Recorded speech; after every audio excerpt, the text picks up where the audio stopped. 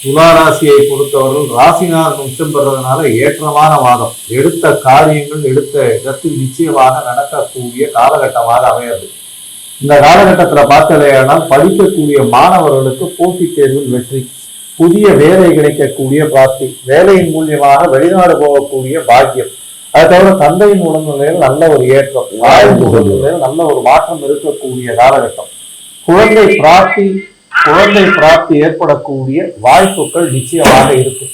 இந்த காலகட்டத்துல பார்க்கும்போது பார்த்தலையானா குழந்தை பிராப்தி நல்லபடியாக இருக்கும். உங்களுக்கு புதிய பதவி, புகழ், அந்தஸ்து, கௌரவம் எல்லாம் வரக்கூடிய காலகட்டமாக அமைய போகுது.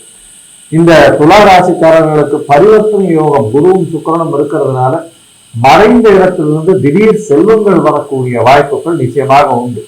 ராசிக்கு 9, 12 அதிபதியான புதன் நீச்சப்பட்டு இருந்தாலும் நீச்ச பங்கம் அடைந்து பெரிய ஏற்றத்தை கொடுக்கக்கூடிய காலகட்டமாக அமைய போறது.